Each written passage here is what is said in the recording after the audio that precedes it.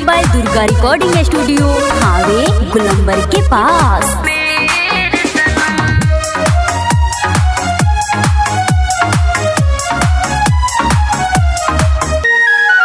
मैं करूँगा तुमसे प्यार चाहे आए कोई दीवार। सजदा करूँगा तेरी हम राही मेरे यार। मैं करूँगा तुमसे प्यार चाहे आए कोई दीवार। सजदा करूँगा तेरी हम राही मेरे यार।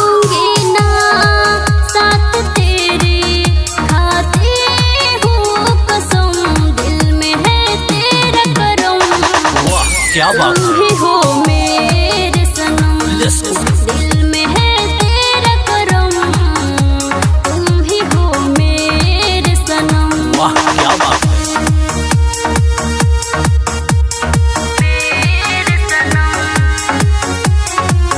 आप सुन रहे हैं एजी एंटरटेनमेंट की धमाकेदार प्रस्तुति।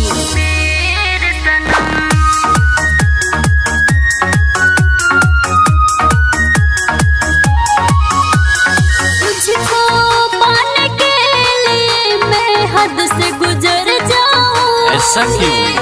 रब ने किया मना अगर तो उनसे भी लड़ जाऊंगी। समझे? ऐसा क्यों?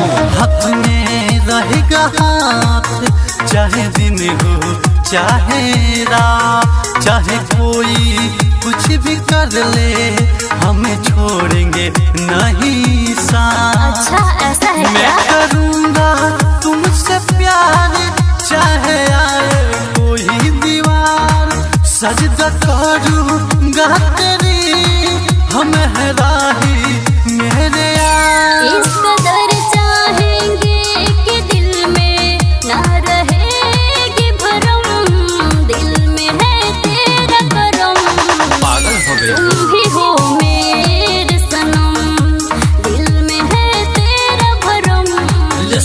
तुम ही हो मेरे सनम, ये बात है।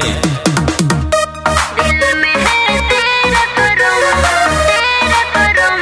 तुम ही हो मेरे सनम, मेरे सनम।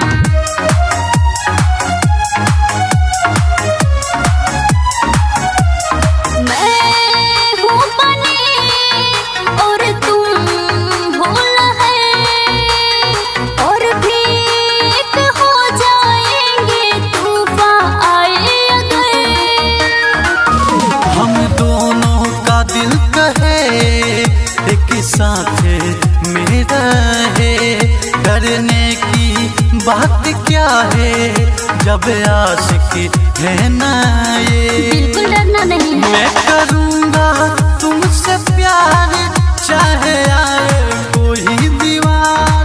सजदा करूँगा तेरी हम राही मेरे यार। सच कहती हूँ तुम्हें चाहूंगी हर जन्म।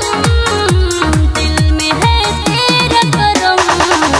क्या बात तुम ही हो मेरे सनम, दिल में है तेरा करम। तुम ही हो मेरे सनम। मैं करूँगा तुमसे प्यार चाहे आए कोई दीवार। सजदा करूँगा तेरी हम राही मेरे यार। छोड़ूंगी ना साथ तेरी, खाती हूँ कसम। दिल में है तेरा करम। तुम ही हो मेरे सनम, दिल में है तेरा करम। तुम ही हो मेरे सनम। ये बात है। दुर्गा रिकॉर्डिंग स्टूडियो हावे गुलंबर के पास।